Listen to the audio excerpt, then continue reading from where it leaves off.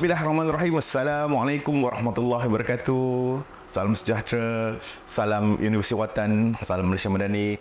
Selamat datang ke rancangan Jejak Pendidik pada sesi kali ini.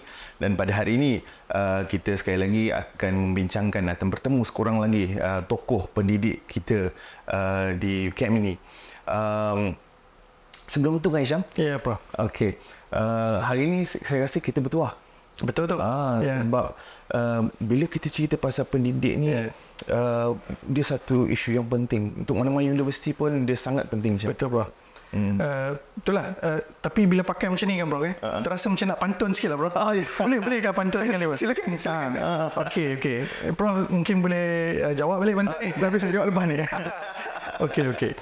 Putik baru mekar di laman. Okey. Kembang kudu, kumbang terikat. Hargai pendidik sepanjang zaman agar hidup beroleh berkat. Alah. Jadi Prof, saya rasa program ataupun podcast yang kita buat ni sebenarnya salah satunya nak menghargai pendidik kita. Ya, betul. Kita nak rekodkan macam mana jatuh bangun mereka, macam mana apa pencapaian mereka yang boleh menjadi contoh untuk pensyarah-pensyarah di luar sana. Sebab kita ni tak banyak, kita tak macam di barat.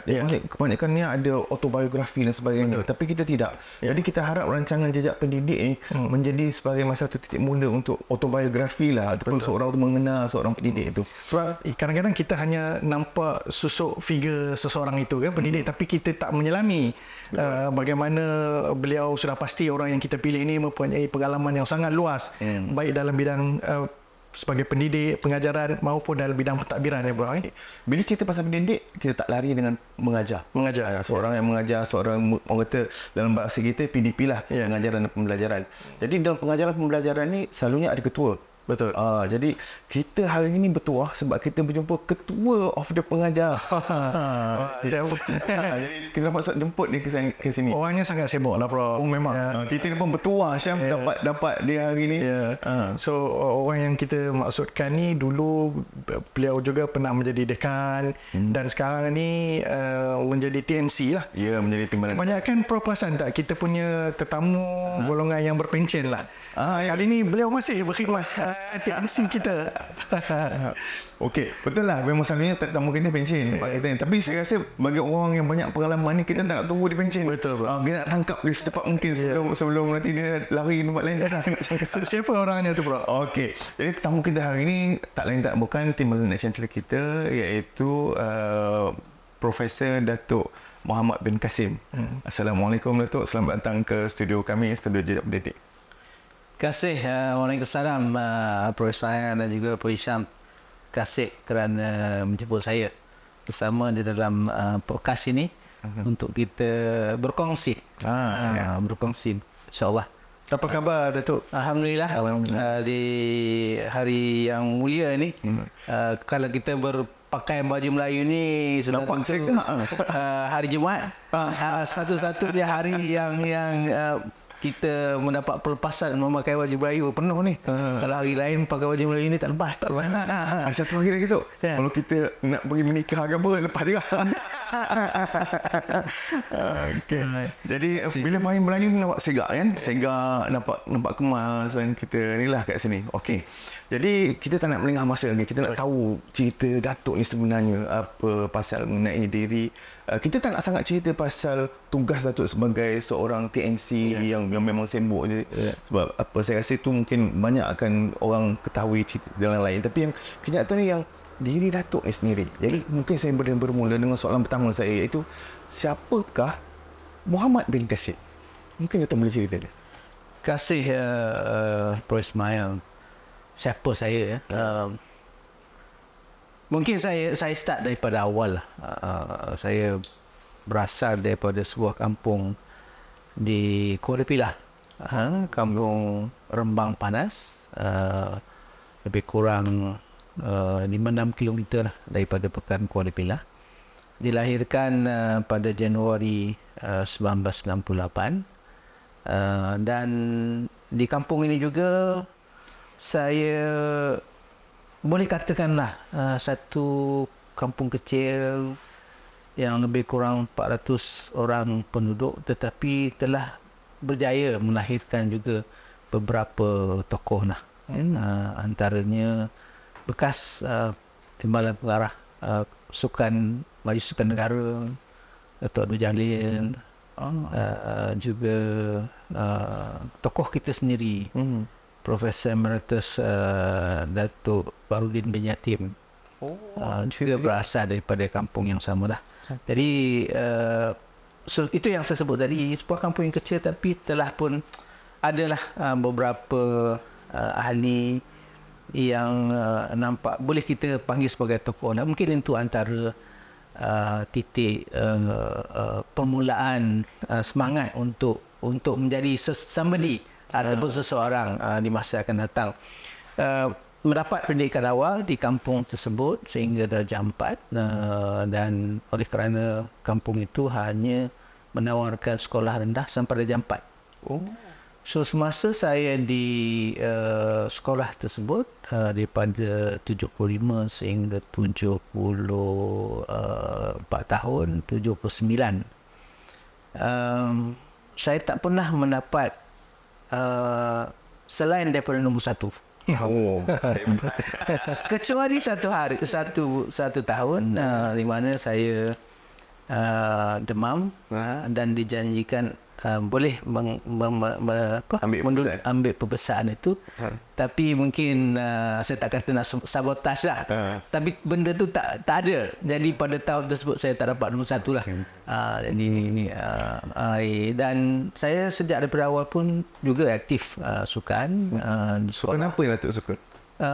Pada awalnya dulu saya adalah pelari 100 meter. Di sekolah tersebut, dan selepas daripada darjah 4 saya beralih kepada Sekolah Kebangsaan Pusat Juasih, sebuah pekan kecil lebih kurang 3 km daripada kampung tersebut, untuk sekolah darjah 4 dan darjah 5. Di situ pun mungkin oleh kerana dia sekolah pusat, ada beberapa kawasan yang berdekatan juga bersekolah di situ. Hilanglah, tak dapat lagi lah nombor 1, tapi still dalam top 10 dari sekolah tersebut. Dan pada waktu itu juga saya masih lagi aktif, dan di samping akademik saya juga mewakili zon Batu Kiki pada waktu itu untuk acara balapan termasuk 100 meter lah. Dan mungkin juga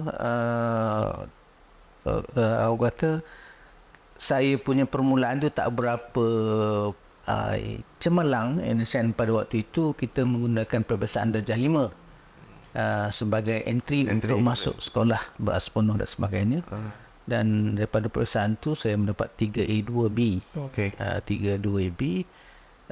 Antara yang B-nya adalah bahasa Inggeris, dan apa lagi buat subjek masa itu saya pun tak ingat lah. Sebenarnya bahasa Inggeris, matematik, sains dan lagi satu agama kan? Saya rasa sains matematik saya agak keharapan juga. Selalunya 100% dapat sekolah rendah kan. Saya dimasukkan pada waktu itu ada satu rancangan di bawah Kementerian Pendidikan, sekolah apa dipanggil rancangan khas. So saya telah pun bersekolah di Sekolah Menengah Tuanku Muhammad, sebuah sekolah all boys. Antara tokoh yang pernah bersekolah di sini adalah dulu Yang Maha Mulia Tuanku Mukhris sendiri bersekolah di situ. Jadi saya telah pun bersekolah di situ sampai tingkatan 1 sampai tingkatan 3. Masa tu ada jumpa dia di sana? Tak ada. Tuanku Mukhris sekarang dia dah berumur 76. Biasanya dalam 20 tahun. Super senior lah kan.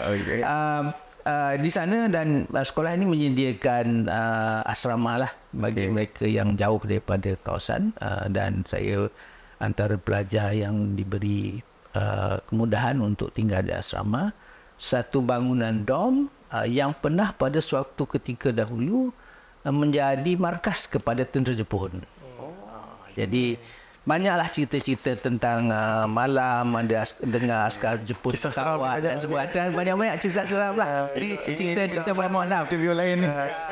Jadi di situ saya bersekolah, dan di sekolah itu juga saya masih lagi aktif dalam sukan dan mewakili sekolah untuk bola sepak dan juga rugby.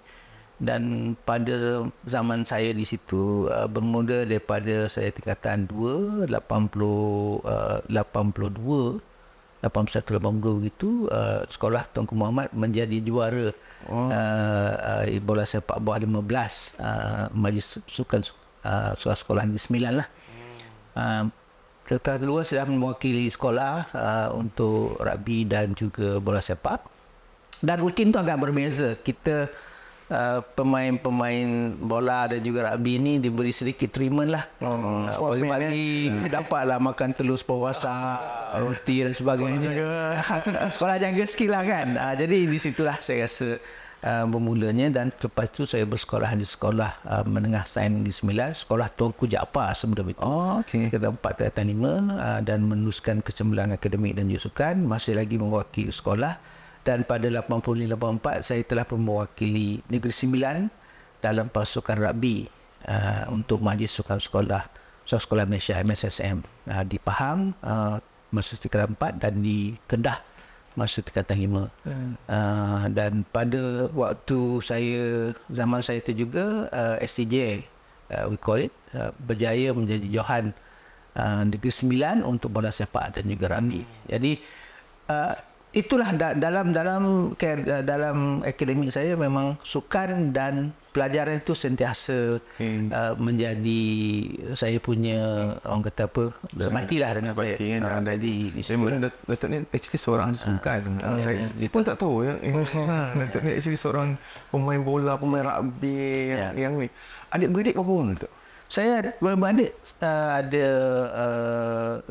ada 5 sebenarnya. Tapi arwah abang saya meninggal sebaik saja dilahirkan kerana tak cukup bulan. Masa tu 7 bulan ni susah nak survive. Dalam tahun era 70-an, 66, 67 gitulah kan. Jadi tak survive. Jadi saya seorang lelaki daripada yang survive, dan 3 orang, 2 orang kakak dan seorang adik perempuan. Jadi Datuk anak yang ke 1, 2, 3. Yang ketiga. Yang keempat lah saya, kalau masuk abang saya. Yang keempat daripada 5 orang adik-beradik. Okey, alright. Okay, kita tahu background Datuk sebagai seorang pakar kimia. Sebelum Datuk akan cerita dengan kita Universiti Life dan sebagainya kan. Adakah minat menjadi seorang pakar kimia tu datang ketika masih di peringkat menengah ke, ataupun macam mana Datuk? Okey. Sememangnya minat terhadap kimia tu memang ada. Semasa saya sekolah menengah, di sekolah menengah sains pada itu, saya ingat lagi nama gurunya Cikgu Ali Suhud yang mengajar kimia. Ada lagi Datuk cikgu ni? Saya rasa masih ada, tetap tak ada dengar lah, dia dah meninggal, saya rasa masih hidup lagi. Mungkin kalau dia mendengar Yalah, di situ minatnya di sekolah, dan kebetulan berada di sekolah bersama penuh, jadi adalah sedikit facilities yang boleh menimah dan sebagainya, meningkatkan lagi minat kita lah. Memang daripada sekolah lagi minat terhadap subjek-subjek sains tu memang ada lah, mungkin di situ. Tetapi sebenarnya selepas daripada SPM, sementara menunggu SPM itu, saya telah pun mencuba nasib untuk menjadi seorang pilot RMF ataupun Royal Malaysian Air Force pada waktu itu. Kerana pada tahun, kalau Prof. Ismail dan juga Pak Isyam ingat, tahun 87, 88 itu Top Gun. Itu Top Obi. Jadi itu juga antara dorongan kenapa saya pergi interview untuk untuk Air Force itulah. Dan Apa yang berlaku tu? pada waktu itu saya berjaya semua test dan juga saringan dalam pengambilan itu, sehinggalah siapa yang pernah mohon untuk masuk Army, Air Force ataupun tentera laut ni masuk kepada dia panggil board 3M, 3 General.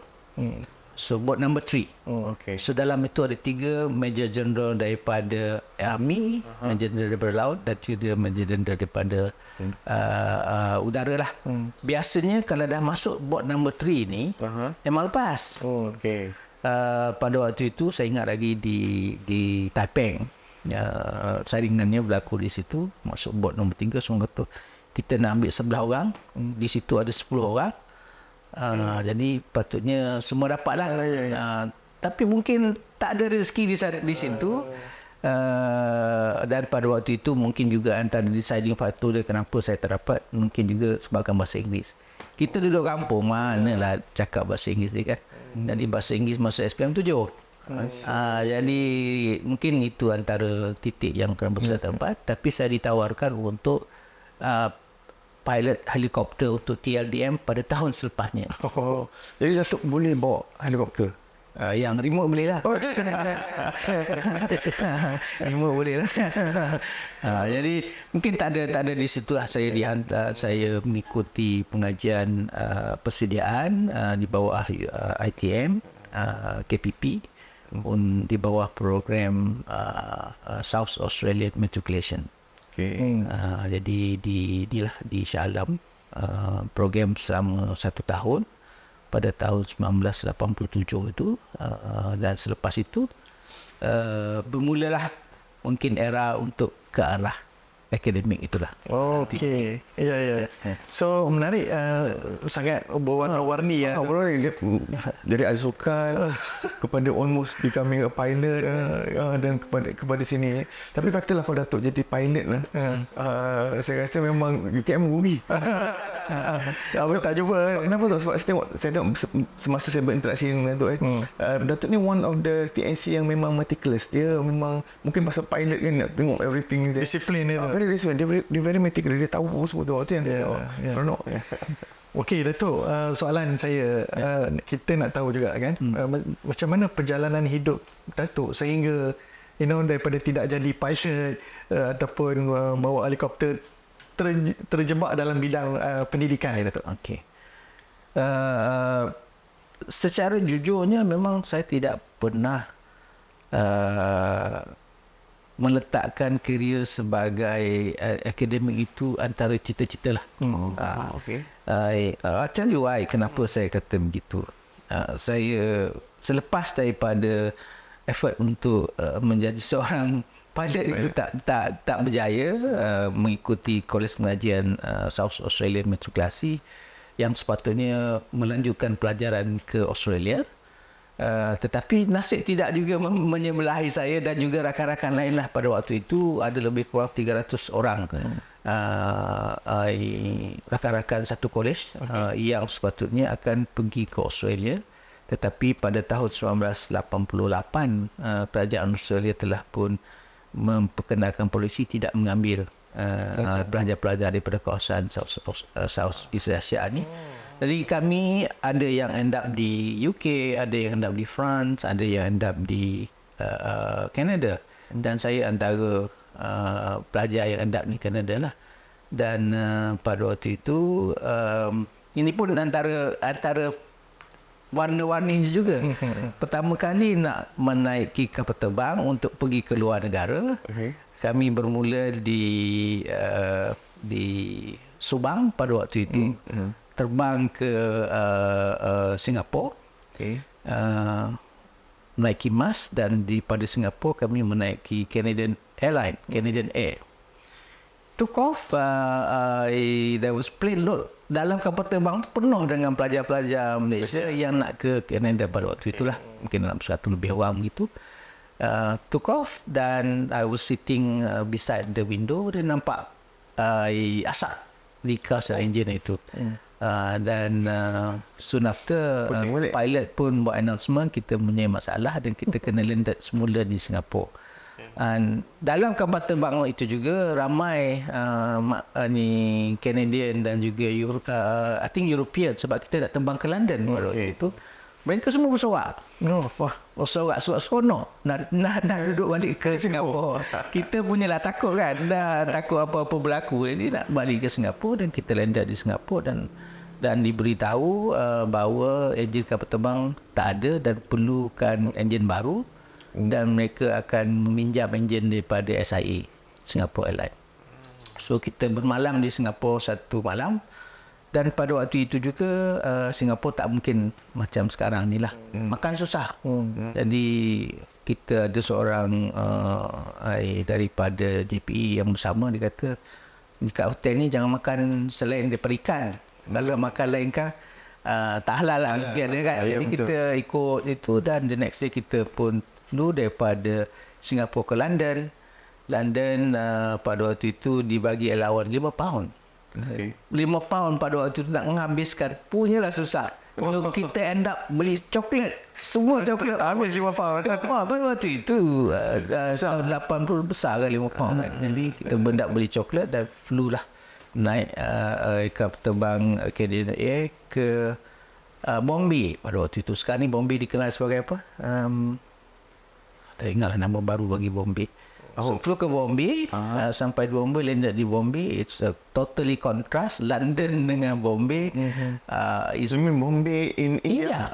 Okay. India. Jadi sampai di India dah kira 2 hari dah. Sampai di Bombay, supposed to be one night stay. The next day when we want to flow up, undercarriage pula masalah. So kita disembak balik semula, keluar balik, kena balik ke hotel, tidur lagi satu malam. Macam mana flew balik ke Toronto lah. So perjalanan daripada Malaysia ke Toronto mengambil 4 hari. Jadi itu satu. Tapi adakah benda tu menyebabkan macam apa terdetik dalam fikiran ataupun dalam jiwa, kata agaknya otaklah tak bagi aku kot pergi belajar ni. Pada waktu itu tak terfikir. Kita duduk kampung dapat peluang, seronok je dalam fikiran kita kan. Dalam ni pun yang seronoknya ramai kawan-kawan. Sebab satu plane tu memang penuh dengan kawan-kawan daripada college kan. Sampai di Toronto. Dan pada waktu itu beasiswa saya adalah untuk mengikuti pengajian dalam mathematics. Bukan dalam kimia. Bukan dalam kimia. Dalam mathematics, dan kita pada waktu itu apa je yang diberi kita ikut je, tak ada bantahan. Ikut nak buat matematik kita pergi masa. Jadi pergilah ke universiti di Ontario, Canada. Sebuah pekan daripada Toronto tu adalah induction dan sebagainya di sana. Stay 2 hari, dan daripada Toronto flew lah kepada Thunder Bay, sebuah pekan di pertengahan Canada, di tepi Lake Superior. Dulunya kita belajar subjek apa dia panggil, bukan dia panggil geografi ya, apa satu? Ilmu alam. Pada saja ilmu alam kita belajarlah St. Lawrence River, Lake Superior, pada waktu tu you cannot believe it, you be on the shore of Lake Superior. Jadi sebuah pekan yang kecil di pertengahan Canada, sebuah universiti dipanggil Lakehead University, universiti kepala tasik. Kebetulan universiti itu berada di hujung di atas sekali Lake Superior. Iaitu sebuah pekan yang mana port bagi Western Canada untuk gandum dan juga balak keluar lah. Jadi sebuah pekan di situ yang majoriti penduduknya adalah student. Sebab ada 2 universiti di situ, dan saya mengikuti pengajian matematik, masuk dalam pengajian matematik. Alhamdulillah pada waktu itu ada pelajar-pelajar senior tajaan Petronas berada di situ, jadi adalah senior di sana. Dan antara seorang senior itu adalah seorang lady yang mengambil computer science. Dan salah satu subjek pelajar-pelajar computer science dan pelajar math kena ambil adalah discrete mathematics. Dan subjek discrete mathematics ni antara yang paling susah sekali. Dalam kelas itu ada yang dah ambil 4-5 kali. Tak lepas. Jadi saya pun kata diri saya, tak apa, saya akan cuba. Kalau lepas, saya akan teruskan kepada matematik. Kalau tak lepas, saya carilah antara subjek lain yang saya kenal pun. Di situlah tercetusnya mungkin ke arah kimia tadi lah. So saya tak lepas. Memang kelas pada awalnya dalam 25-30 orang. By the time nak sampai untuk exam itu, tinggal dalam 10 orang saja. yang memang wajib ambil subjek ni. Yang lain semua drop. Diskret matematik ni apa beza dia dengan informatik yang kita sekarang? Orang kata apa, subjek yang seolah-olah saya put in simplest term, A is equal to A. Can you prove that? Or something like that lah. Okay. So it is subject very difficult, and then happened that professor yang mengajar tu, Professor Robinson tak salah saya, dia never bring himself down to the level of the anak murid. Itu juga antara lesson yang saya belajar lah. Nanti saya cerita kenapa saya cakap begitu. Dan alhamdulillah 4 tahun saya di sana, tak pernah balik ke Malaysia. Tandem B ini kalau nak dapat gambaran sedikit, winter dia adalah lebih kurang minus 20, minus 25. When you come to minus 10, kita dah pakai seluar, dah pakai sweater. Sebab bermula daripada bulan 10, bulan 11 dah sejuk, sehinggalah bulan April, dia punya winter quite very long, very cold. Saya berada di sana dalam 4 tahun, dan selama 4 tahun di sana, tahun pertama saya travel daripada Tandem B sampai ke Newfoundland, dan tahun kedua saya travel daripada Tandem B west sampai Vancouver. Tahun ketiga saya travel daripada Tandem B pergi sampai Cleveland, Ohio in the state lah. So 4 tahun saya tak balik, dan in the summer time kerja tanam pokok. Canada dia punya style dia memang tembang perutan ni, tembang memang tembang habis. Lepas tu tanam pokok. Jadi alhamdulillah hasil daripada tanam pokok itu dapatlah menyara hidup setahun. Dapat pakai kereta, dapat. Situ beasiswa ada? Beasiswa ada 220 Canadian dollar. Oh, okey. Sebulan. Ya. So lepas tu Datuk Dapat saya bergraduat pada tahun 1992.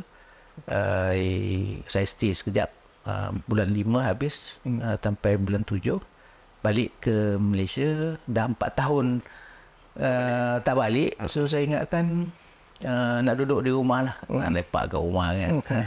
Sampai 2 minggu saya di kampung. Kebetulan tadi Datuk Bahar, orang kampung saya, dia kata jom kita ke UKM, ada kerja kat UKM. Jadi saya pun balik ke UKM, dan kebetulan pada waktu itu Profesor Emeritus Profesor Emeritus Dr. Buhari Yamin dapat projek daripada TNB untuk fuel cell. Antara teknologi yang diperkenalkan pada awal 90-an itu fuel cell, dan Malaysia berminat, TNB berminat untuk menjadikan fuel cell ini salah satu daripada sumber untuk menjana tenaga. Dapatlah projek itu, dan saya membuat RE dengan Prof. Buhari, dan dia pun bijak juga untuk mengelakkan RE dia lagi. You register lah sekali buat master. So masanya Datuk pergi tu hanya nak meneman orang ke, ataupun memang pergi tu dengan niat? Saya pergi tu sebab Datuk Bahar kata, dia mas kerja UKM ada kerja. Teman-temannya lah. Pergi ke nanti kau jumpalah dengan this person, Dr. Bahari ni sama ada you minat ni, buatlah. Dan kebetulan kita pun tak ada apa kerja, duduk kampung pun nak buat apa Jadi saya buatlah. Tu mana waktu tu start macam as a RA lah, sebagai RA. Tapi at the same time saya mendaftar untuk program master lah. Okay. So RA habis 50 tahun 1994. Projek pun dah habis duit. Sudah tak ada belanja, dan saya mohon untuk jadi tutor. So mohon tutor, alhamdulillah ada rezeki dapat tutor di Jabatan Kimia, meneruskan sedikit lagi saya punya thesis master tu. Dan sepatutnya tutor kan kena keluar terus, tapi waktu itu saya menggunakan konteks yang saya tengah buat master, saya tak boleh keluar lah. 96 habis projek master bergraduat, dan saya memohon untuk menjadi pensyarah. Pada waktu itu UKM telah bermula mengambil pensyarah yang hanya ada PhD. Okay. So tapi mungkin dah berada dalam sistem, dah kenal few people, dan people pun kenal siapa saya. Alhamdulillah dapat 96 sebagai pensyarah di Jabatan Kimia lah. So jadi Datuk mula tahun 94 as a tutor. Lepas tu 96 menjadi ini lah. Okay. Dan apa ni PhD Datuk buat di mana? It's a good question. Oleh kerana pada 1996 kita berubah daripada sistem saraan Malaysia kepada sistem saraan baru SSB. Dalam SSB pada awal-awal itu memang you kena duduk 2 tahun sebelum you confirm. Dan UKM punya polisi kita kena confirm dahulu baru boleh pergi cuti belajar. So saya ada tempoh 2 tahun untuk memikirkan apa yang saya nak buat, apa minat saya nak buat. Dan saya jumpalah beberapa senior di jabatan pada waktu itu, bertanyakan apa ruang, apa bidang dan sebagainya. Saya bertanya dengan Dato' Bahar, kata you should do space aeronautics, something like that lah. Tapi waktu tu kita tak bayang yang keadaan sebegini. Kalau kita dah terbayang, mungkin saya ambil subjek tu. Jumpa lagi ni Prof. Sarani pada waktu tu, dia kata you should take biomass, something like that, pergi ke Finland. Dan oleh kerana ijazah saya adalah sarjana muda kimia dengan energy and fuel science, maka minat saya terhadap fuel science itu ada. Jadi saya pemohon beberapa tempat untuk masih berada dalam lingkungan kimia lah. Antara universitinya ada Leeds, Bristol, Edinburgh, Cambridge dan Oxford. Dan saya mendapat tawaran untuk di Bristol dan juga Leeds. Tapi saya decide untuk buat di Bristol kerana Bristol itu chemistry. Lebih minat ke situ, yang Leeds itu lebih kepada applied, fizik dan sebagainya.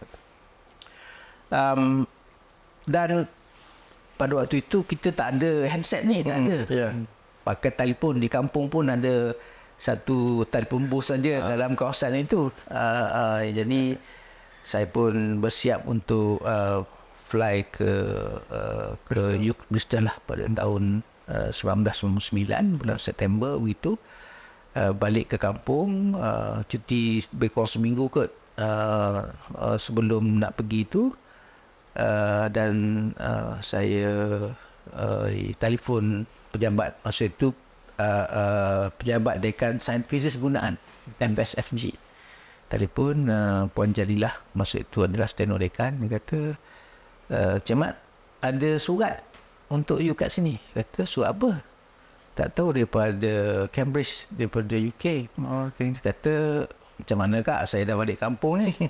So buka lah. Dia pun buka, dia kata ini surat tawaran ke Cambridge. Kata, habis macam mana, saya dah beli tiket nak apa semua, nak pergi ke Bristol. Okey, tak apalah, saya fikirkan lah sampai saya di sana, nanti saya fikirkan siapa yang tak nak pergi Cambridge kan. Pun buat dalam bidang kimia juga, green chemistry. Sampai saya masa tu anak dah dua, isteri seorang lah. Awal bila dia sejak Itu tahun 1999, September 1999. Saya ingat sangat 1999. hari saya flu itu, birthday anak saya yang sulung. Umur dia pada waktu tu 3 tahun. Anak saya yang sulung. Flu daripada dah masa tu KLI dah buka. Daripada KLI. Banyaklah cerita sebelum tu kan. KLI ke Paris. Sampai di Paris, delay, flight saya delay pula. 4 jam delay di Paris. Anak kecil masa tu kan. Sampai ke Paris, kita bahasa Inggeris boleh lah, French tak boleh lah. Biar nak nyusu macam mana. French ni pula dia tak suka cakap bahasa Inggeris. Jadi saya end up bercakap bahasa Melayu lah dengan dia. Tunjukkan botol susu, tunjukkan susu, minta air panas. Anak dah nyusu semua, perlulah ke Bristol. Kita bawa anak 2 orang, beg besar ni ke beg 2 biji. Ada beg kecil satu tu lah yang hand luggage kita. Letaklah semua dokumen, surat tawaran, bagai-bagai kat dalam tu. Daripada Bristol nak pergi ke daripada Paris nak pergi ke Bristol, naik Fokker 37. Kecil. Beg yang all dokumen ni tak boleh nak masuk. Kena masuk undercarriage. Jadi tak ada dokumen lah. nak visa apa semua kan, nak entry kan, tak ada. So then di Bristol dah 4 jam delay. Menjadi orang tak boleh nak keluar. Saya jumpa immigration, dia kata you have to wait until all person disembark and get out from the gate, then we go and get your bags. Anak dah menangis lah, 2 orang kecil. And then pergi ambil bag, keluarkan bag and dapatkan all the document, immigration, okay, lepas. Saya keluar je dari pintu airport itu, one guy coming out. Dia kata, you must be Kasim. Kata, siapa pula kan kenal saya ni kan? Mak Saleh ke? Mak Saleh. Mak Saleh. Very stock Mak Saleh. Dia punya slang tu macam Scottish rasa dalam. Kita baru sampai UK kan, mana nak faham sangat. Happen that dia adalah my supervisor. Oh, dia jemput. Jemput dekat airport. Saya kata, wah, baik dia ni. Kata, dia bawa Opel Astra kecil. Macam kita punya kereta hatchback kat sini kan. Bag dengan besarnya orang tu kan. Dia kata, dia ada idea English idiomatic. Yang di expression dia cakap, you bring everything except your kitchen sink. Kita pun tak tahu apa benda yang dia cakap ni. Maksudnya Dia pelik kan. dia pelik lah. Bawa semua benda. Semua barang dia bawa. Mana tak nak dua kan. Dia tanggalkan dia punya penutup hatchback belakang itu, letak bag. Kita pun drove. Dia kata, I'm sorry sebab dah delay 4 jam. Dia kata, never mind. Sebab my house is close to the airport. I rang the airport, dia kata there's a flight delay, so saya pun tak adalah datang. Okay lah, selamat. Masuk kereta, hari pun dah saya rasa dah petang masuk. Dia pun drive. Pergi masuk tu jalan tutup. Sini jalan tutup, sana jalan tutup. Rupanya pada hari itu Bristol Half Marathon. Dia tak tahu. So dia kata, never in my life, I've been living here for almost 10 years, I have this experience. So daripada airport tu nak sampai ke Thunder Bay ni, ke B&B yang saya dah book itu, took us around 3 hours. Perjalanan yang dalam 40 minit tu 3 hours. Dia pun mengunduh. Ini yang dia kata tak apa. Dah sampai ke B&B tu, okay, you take a rest. Happen that pada waktu itu, I think Saturday ke Sunday, you take a rest a few days. When you already come to the lab, come to my office. Duduk B&B, adalah bekal, ada sama dibekalkan rendang, bukan rendang, sambal tempe dengan ikan bilis. Makanlah tu dengan wife saya kan, anak kan. The next day, hari Senin tu saya pergi ke office, ke department lah. Dia pun tertanya, why you come so early? Dia kata, I got bored sitting in the B&B. So I come here. So okay. Let me show you where the lab is, where you study is. Ini di Bristol? Di Bristol University ni. Okay. Where the lab is, where is the lab. And then I will take you to the bank. Pada waktu itu, sangat susah nak buka account di UK. You have to have an introducer. So dia bawa saya pergi bank. Masa tu kita pakai travelers check kan. Jadi buat to the bank, buka account. Saya dah settle semua. Sedangkan ada beberapa orang yang dah datang earlier, tak settle account, tak boleh buka apa semua kan. Jadi and then he was so good. And then balik B&B, cakap dengan my wife, I think I will not going to Cambridge. This guy is so good, I think I can live. Kira termakan muda. So di situlah bermulanya saya di Bristol. The guy named Professor John McCleverty. Adakah semua supervisor di luar negara macam ni ke dia punya ni? Sebab saya sendiri tak pernah, di peringkat ni lah Beranjak Ambil tak adalah buat tu. Okay. John McCleverty ni Scottish. Yalah, Scottish ni dia memang baik sikit. Dia different than the rest of the UK lah. Scottish ni memang ada karakter dia tersendiri. So dia belajar dengan this Nobel laureates dan juga Malcolm Green di Oxford juga. So dia dapat PhD di situ. So kalau by right dah kita dalam akademi ni saya punya grandparent is a Nobel laureate lah. Sebab dia supervisor saya, anak murid dia. Saya anak murid supervisor. Saya punya atuk saya kiranya Nobel laureate. That's one of the inspiration lah untuk saya menjadi lebih berjaya. Dan kebetulan pada waktu itu John was RSC Dalton Division President, dan dia bukan orang yang sangat sibuk juga, dan normally dia akan keluar lah, being an advisor kepada UK government dan sebagainya. Sebelum dia keluar dia akan pesan, you buat ni. When I come back you report to me. So that's how the relationship dia dengan saya, we get close, and then I got comfortable dengan dia. Dan ada seorang lagi collaborator di Bristol pada waktu itu, Prof Mike Ward, dan kita bekerjasama di situ. Dan dari segi supervision itu, kerana saya dah antara matured student lah dalam grup dia. Kebanyakan UK punya school leaver are very young kan. So dia punya treatment tu slightly different. Jadi dapat tunjuk ajar dan sebagainya, inspiration daripada dia. Dan akhirnya 3 tahun saya di sana, dapat belajar inorganic coordination chemistry. Dia merupakan antara tokoh dalam inorganic coordination chemistry. Dan 3 tahun habis, saya dipanggil balik. Sebelum Viva saya dipanggil balik. Yang panggil balik ya? Puan Norma, Nama Adam. Nama Adam. Okay. Panggil balik, you have to come back. You punya ni dah habis. Tempoh dah habis. Saya tulis balik, Puan Norma, saya datang ke Bristol untuk mendapat ijazah PhD.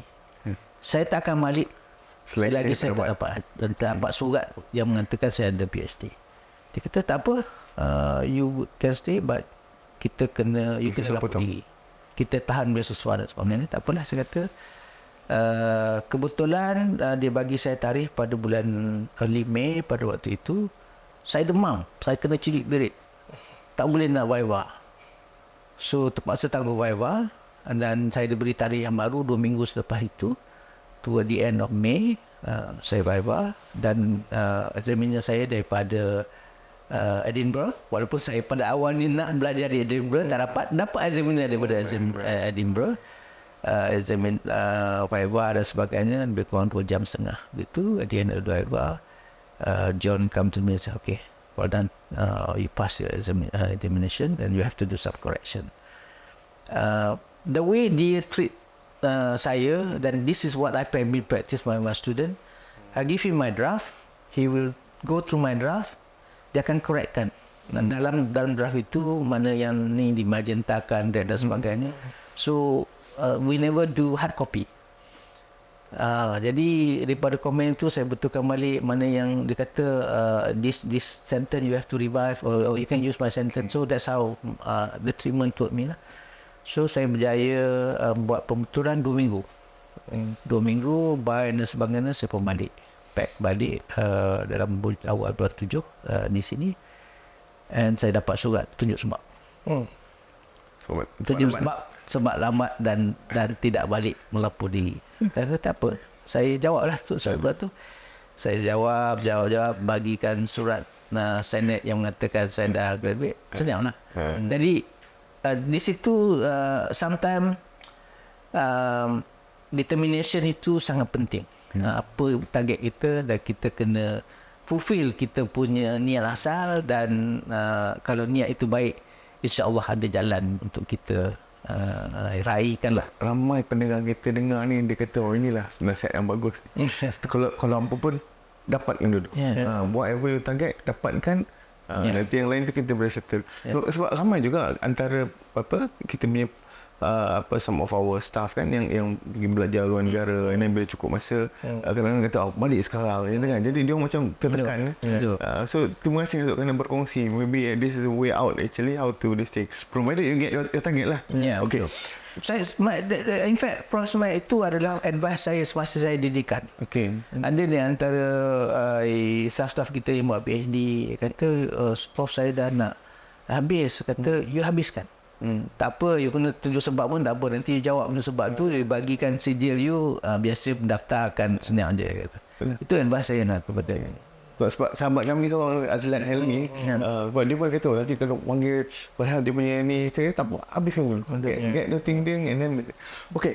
Soalan saya seterusnya tu pasal cabaran tu. What do you consider macam apakah cabaran yang paling hebat sebagai seorang pendidik yang Datuk pernah lalui? Saya bidang kimia, sains dan teknologi lah kan. Secara generalnya. Memang di dalam kita consider PhD ni sebagai training kita lah. Di dalam semasa PhD itu memang we are doing top notch chemistry lah. Sebab kebetulan bila saya di Bristol, chemistry department moved to a new what they call new synthetic building. The lab in that building was a model after Bristol Sweat Mill yang ni apa manufacturing drugs company. Okay. Where the air in the room change every 4 minutes. Fresh air coming in every 4 minutes. Okay. Everything dalam room itu in the lab is negative pressure. Okay. Dekat luar writing lab is positive pressure. Okay. Sangat canggih. You are doing my chemistry is chemistry that require inert atmosphere. Bila saya balik, tak ada. Nothing. So the first challenge, this is what I would advise to the young lecturer lah yang mau balik di PhD. You have to be determined to do what you are trained for, walaupun ada cabaran. Tapi kadang-kadang there is opportunity for you. Kenapa saya cakap macam tu? Selepas saya balik saja daripada PhD 2003, pada waktu itu RMK 7 tak silap saya. Pada zaman RMK 7 ramai pensyarah-pensyarah kita jadi milioner. Sebab pada waktu RMK 7 tu dapat grant 1 juta, 2 juta. Dan pada kebetulan pada waktu itu Datuk Wan Ramli bersama dengan pendidik di UTM dapat 1 gram under RMK 7 tak saya on development of fuel cell ini. Okay. Dan pada waktu itu ada seorang pelajar daripada Indonesia yang bidangnya adalah bidang saya. Tetapi dia diselir oleh rakan saya Prof. Osni Daik yang bukan bidang dia. So bila saya balik dia kata, Mat, mungkin ini pelajar ni you lebih sesuai lah jadi penyelia. So kata okey, saya ambil pelajaran dan kebetulan projek pelajar ini link dengan projek RMK 7 ini. Secara tidak langsung saya pun jadi part of that RMK 7 fuel cell punya inilah projek itu dengan Datuk Wan Ramli. So di situlah sometimes luck is on your side, but the opportunity tu you have to grab. You have to grab the opportunity dan dengan adanya sedikit sumber dana itu saya dah berjaya dapat lab dan buat equipment dan sebagainya.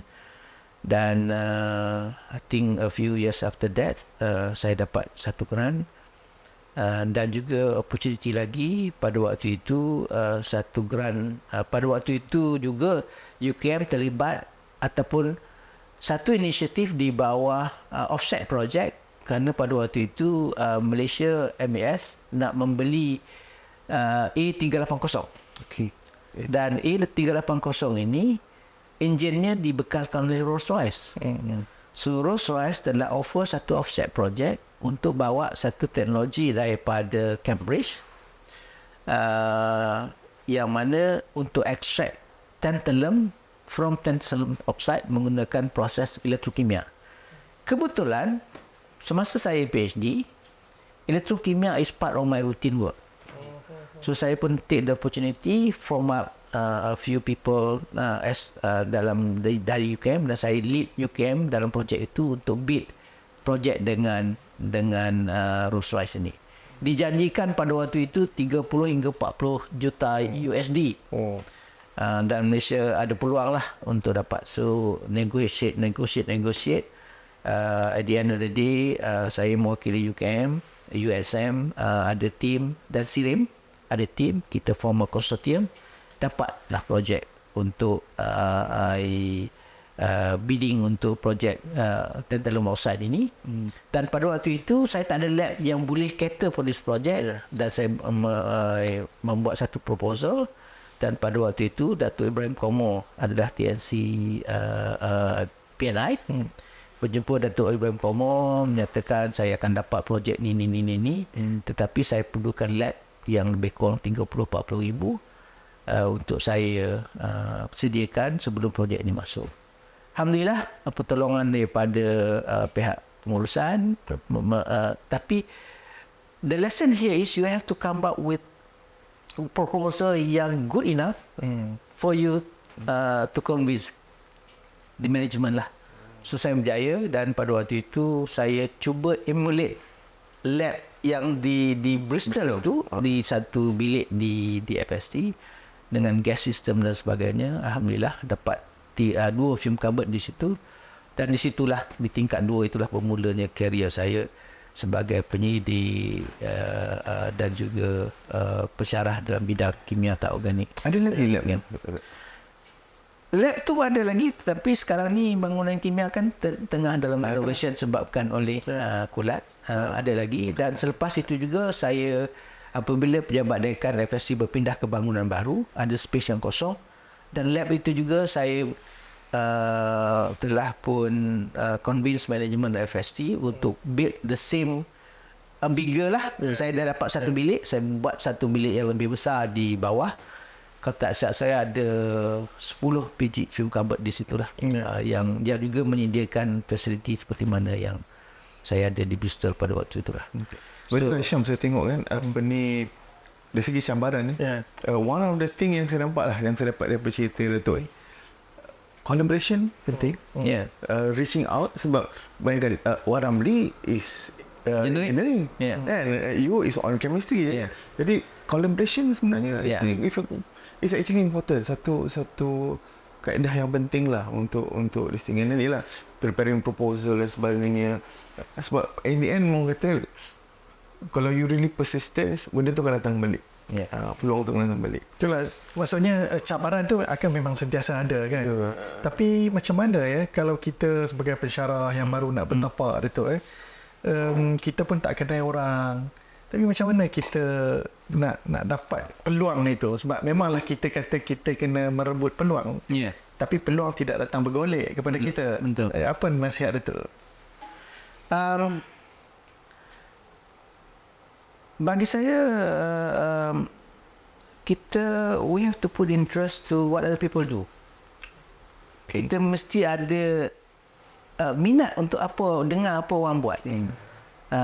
Dan ini saya rasa sekarang ini, minta maaf saya kata, ramai pensyarah muda kita dengan berdasarkan pengalaman saya berinteraksi dengan mereka terlalu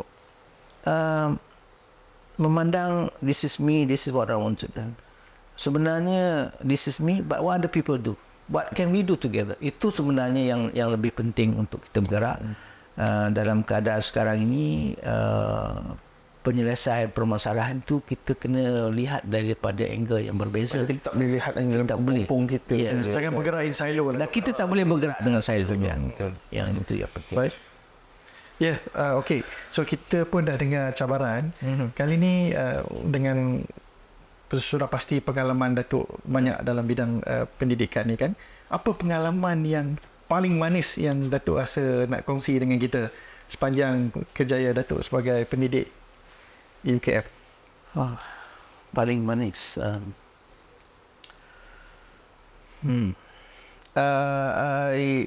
Saya rasa paling manis bagi saya lah melihat anak-anak murid saya berjaya.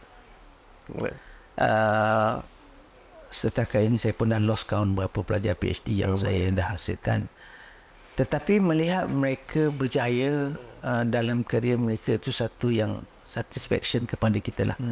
Di UKMC ada beberapa orang, di FUSER ada Persemada Dr. Donna, dan UTM, di TAI, UMT, di Indonesia, a few of them. So bagi saya,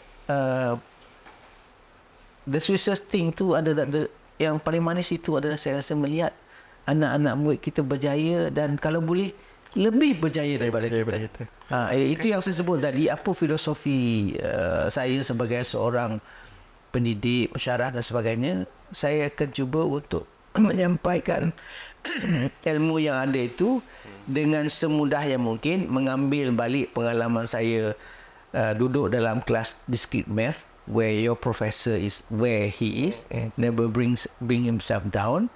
So pendekatan saya adalah I will try to put myself same level as my student and teach them the way that they can understand, so that they can be better than me. So alhamdulillah, anak-anak murid saya ada yang sekarang nampak berjaya. In fact, ramai kalau atau kan daripada kita punya, yalah, kita bertemu ramai daripada tetamu kita dalam masa kejap ni.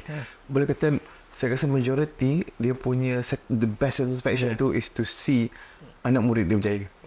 Itu saya kata itulah antara apa ciri-ciri utama seorang pendidik tersohor lah saya kata.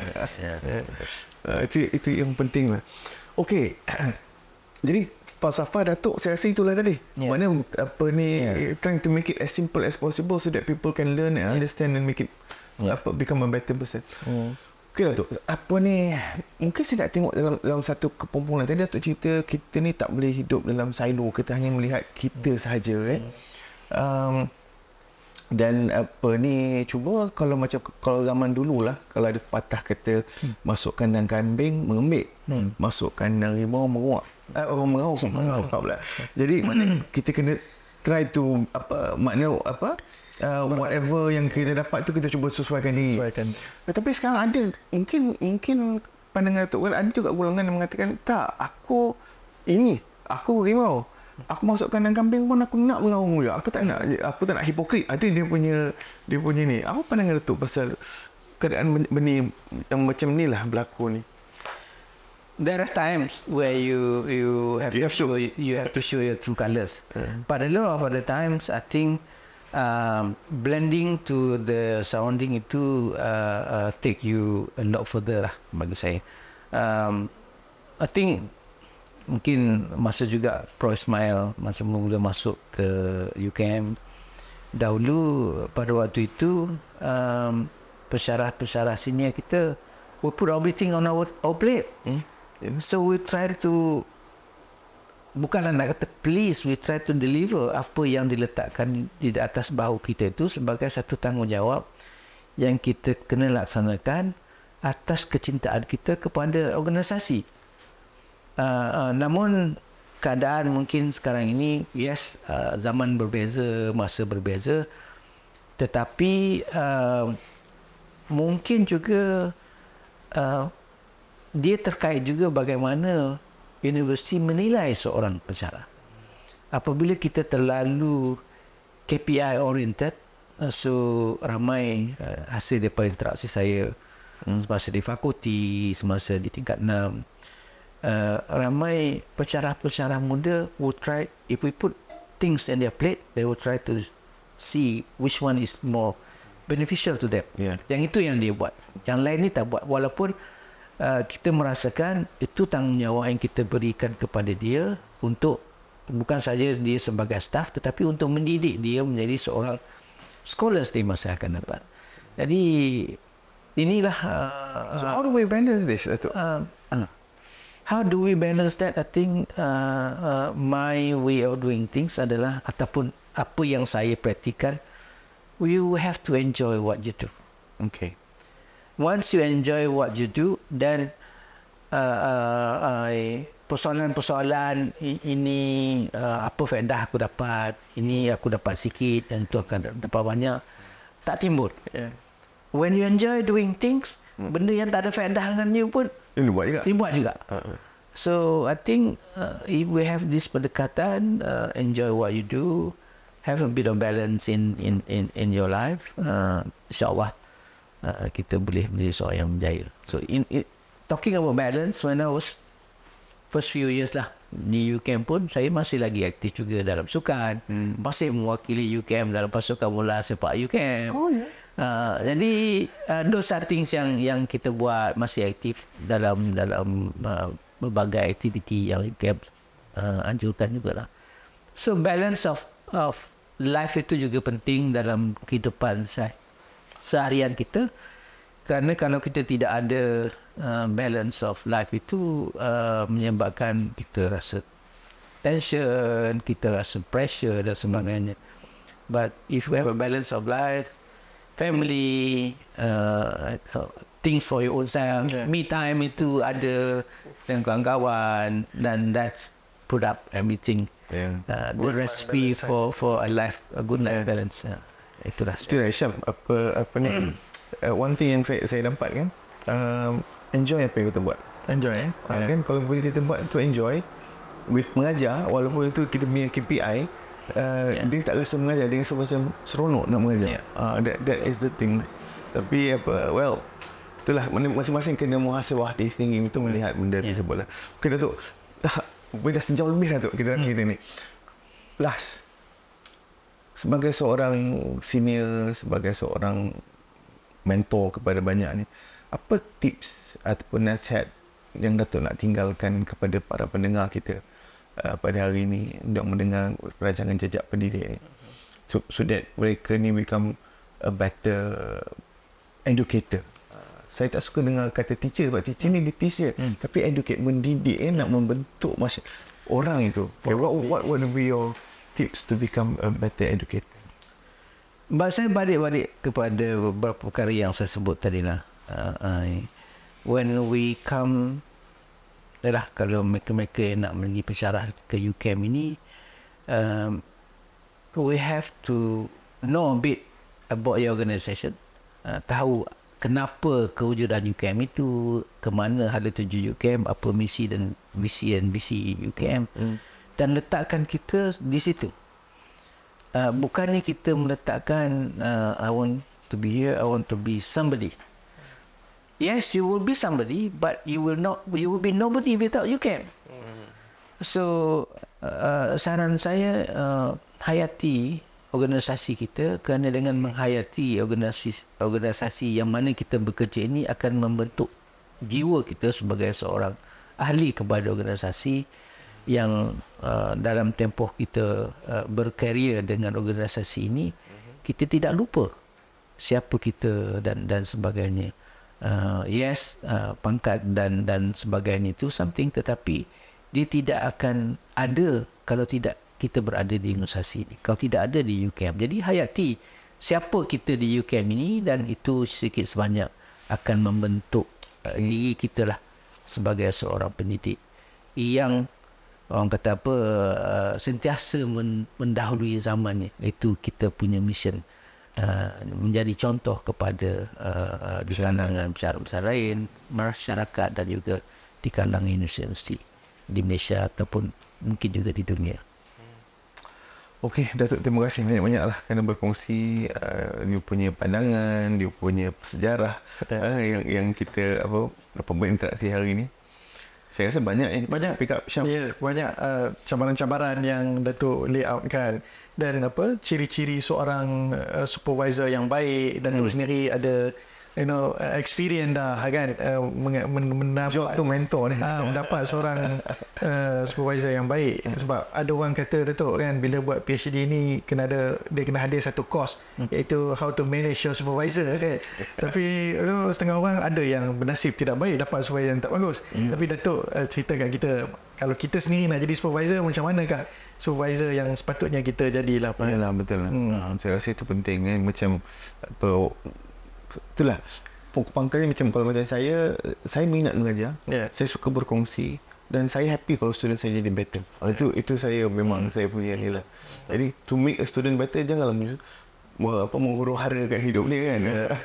Memudahkan lebih baik. Okeylah Hisham, itu aja saya rasa yang kita ada pada hari ini. Terima kasih sekali lagi Datuk kerana sudah datang ke rancangan kita.